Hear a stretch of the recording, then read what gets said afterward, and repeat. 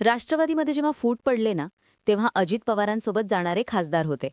अजित पवारांचा उपमुख्यमंत्रीपदाचा शपथविधी पार पडला आणि लगेचच त्या खासदारांनी युटर्न घेतला आणि ते शरद पवारांकडे परत आले. त्यावेळी आपण भावनिक मनस्थितीत होतो आणि मग निर्णय घेतला असं त्यांनी सांगितलं. नंतर त्यांनी त्या गोष्टीची सारवासारवही केली बरं का. मात्र याच खासदारांना जेव्हा दोन्ही राष्ट्रवादी एकत्र येतील तेव्हा प्रदेशाध्यक्ष बनवण्यासाठी हालचाली सुरू होत्या, असा दावा नुकताच आमदार रोहित पवारांनी केला. आता तुम्हाला अंदाज आलाच असेल की मी कशाबद्दल आणि कोणाबद्दल बोलतेय. तर मी बोलतेय शिरूर लोकसभा मतदारसंघाचे खासदार अमोल कोल्हे यांच्याबद्दल. खरं तर अजित पवारांच्या निधनानंतर त्यांचा मृत्यू अपघात की घातपात हा प्रश्न चर्चेत असतानाच राष्ट्रवादीचं विलिनीकरण होतं का खरंच होणार होतं का, हा दुसरा मोठा प्रश्न पुढे आलाय. या विलिनीकरणाच्या बैठकीवर सध्या राजकीय वर्तुळात गदारोळ माजलाय. गदारोळ म्हणण्याचं कारण म्हणजे दोन्ही राष्ट्रवादींकडून वेगवेगळी विधानं आणि दावे केले जात आहेत. मग अमोल कोल्हे, ज्यांना प्रदेशाध्यक्ष पदाचा दावेदार मानलं जात होतं, त्यांची राजकीय कारकीर्द कशी राहिलीय? नेमकं काय झालंय? खरंच दोन्ही राष्ट्रवादी एकत्र आल्यानंतर त्यांना प्रदेशाध्यक्षपद मिळणार होतं का? नेमकं काय काय घडलंय? या सगळ्या घडामोडींवरच या व्हिडिओच्या माध्यमातून चर्चा करूयात. त्यासाठी व्हिडिओ शेवटपर्यंत नक्की बघा. खरं तर महाराष्ट्रात फार कमी लोक असतील ज्यांना खासदार अमोल कोल्हे माहीत नसतील. त्यांच्या राजकीय कारकिर्दीसोबतच त्यांनी छत्रपती संभाजी महाराज, छत्रपती शिवाजी महाराज यांच्या भूमिकांमधून घराघरात आपली एक ओळख निर्माण केली, एक रिस्पेक्ट तयार केली. अमोल कोल्हे सुरुवातीपासूनच राष्ट्रवादीसोबत राहिले. अर्थात त्यांनी दिलेल्या एका मुलाखतीत ते स्वतः सांगतात की 2009 पासून आपली अजित पवारांशी ओळख होती. आपले आणि त्यांचे चांगले संबंध होते.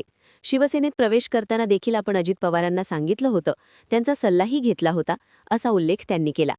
खरं तर अजित पवारांचा अपघात की घातपात या मुद्द्यावर रोहित पवारांनी 2 पत्रकार परिषदा घेतल्या. दुसरी पत्रकार परिषद नुकतीच झाली आणि याच पत्रकार परिषदेत रोहित पवारांनी एक दावा केलाय.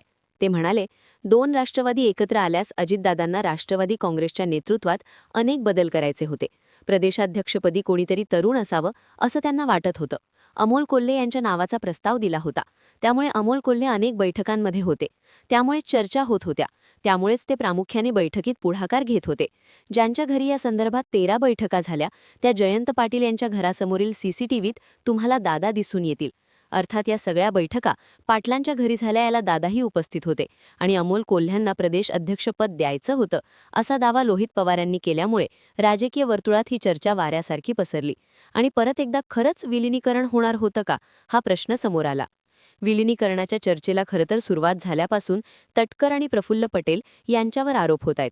जर शरद पवार आणि अजित पवारांची राष्ट्रवादी एकत्र आली तर पक्षावरील पकड या दोघांकडे राहणार नाही. म्हणूनच त्यांना विलिनीकरण नको होतं असा आरोप विरोधकांकडून केला जातोय. त्याचवेळी सुनील तटकर यांनी विलिनीकरण कोणत्या पक्षाचं कोणत्या पक्षात होणार आहे याआधी स्पष्ट करावं असंही विधान केलं होतं. नुकताच रोहित पवार यांनी दावा केल्यानंतर प्रफुल्ल पटेल यांनी पत्रकार परिषद घेत काही गोष्टी स्पष्ट केल्या. अजित पवार यांच्या दुर्दैवी निधनामुळे आम्हाला विलिनीकरणाबाबत कोणतीही चर्चा करायची नाहीये. विलिनीकरणाच्या चर्चेपेक्षा आमचा पक्ष सावरणं महत्त्वाचं आहे असं विधान केलं. त्यामुळे विलिनीकरणाच्या या चर्चेला ब्रेक लागला. सुनील तटकरे यांनी सांगितलं की विलिनीकरणाबाबत कोणताही प्रस्ताव आलेला नाही, प्रस्ताव आल्यावर चर्चा करू. दुसरीकडे मात्र अमोल कोल्हे, ज्यांना प्रदेशाध्यक्षपद दिलं जाणार होतं, ते मात्र वेगळाच दावा करतायत. त्यांच्या मते विलिनीकरणासाठी तब्बल 14 बैठका झाला. त्या 14 पैकी 11 बैठकींना ते स्वतः उपस्थित होते आणि त्या 11 पैकी 3 ते 4 बैठकींना सुनील तटकरे, जे अजित पवार गटाचे प्रदेशाध्यक्ष आहेत, तेही उपस्थित होते. दुसरा मुद्दा, जर विलिनीकरणाच्या चर्चा झाल्याच नाही तर जिल्हा परिषद आणि इतर निवडणुकांमध्ये शरद पवार गटाच्या उमेदवारांचा एबी फॉर्मवर प्रदेशाध्यक्ष म्हणून सुनील तटकरे यांच्या स्थयास आहेत, असा सवालही अमोल कोल्हे यांनी उपस्थित केलाय. मात्र जेव्हा सुनील तटकरे असं का म्हणतात, म्हणजे चर्चा झाली नाहीये, या चर्चेत मी नव्हतो, चर्चा झाली असती तर आमच्यापर्यंत आलं असतं, असं विधान सुनील तटकरे का करतात असं विचारल्यानंतर अमोल कोल्हे म्हणतात की आता याचं उत्तर तेच देऊ शकतील. मात्र या सगळ्याचा काहीतरी संदर्भ आहे असं म्हणत त्यांनी अनेक विधानं केल्यात. त्यामुळे खरंच असं होणार होतं का? मग हे यांना नको होतं का? मग म्हणून हा सगळा अपघात घडला का? असे अनेक धागेदोरे, असे अनेक प्रश्न या सगळ्याच्या निमित्ताने उपस्थित होतात. मात्र सध्या तरी नुकताच सुप्रिया सुळे यांनी देखील ट्विट करत सांगितलंय की विलिनीकरणाच्या चर्चेवर, की विलिनीकरणाचं जे काही होतं त्यावर आता चर्चा करण्याचा उपयोग नाहीये. त्यामुळे कुठेतरी शरद पवार गटाकडूनही आणि अजित पवार गटाकडूनही विलिनीकरणाच्या या चर्चेला पूर्णविराम लागलाय असं म्हणायला हरकत नाही.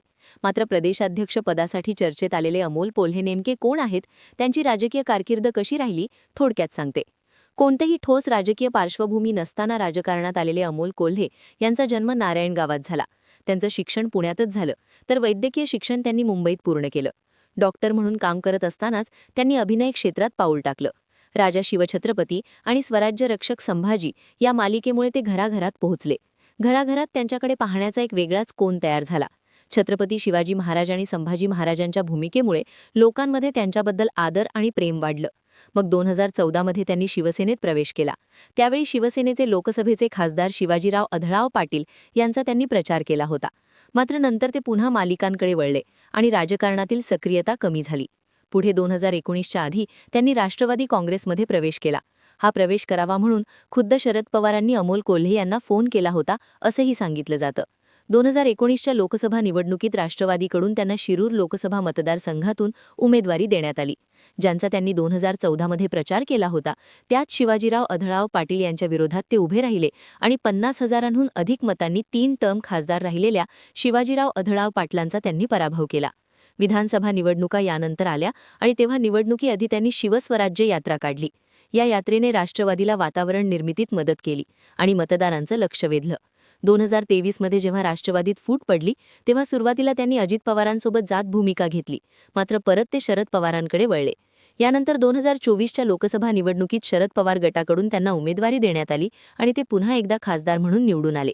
आणि आता एखादा तरुण उमेदवार प्रदेशाध्यक्ष असावा म्हणूनच दादांनी त्यांचं नाव सजेस्ट केलं असावं असं म्हटलं जातंय.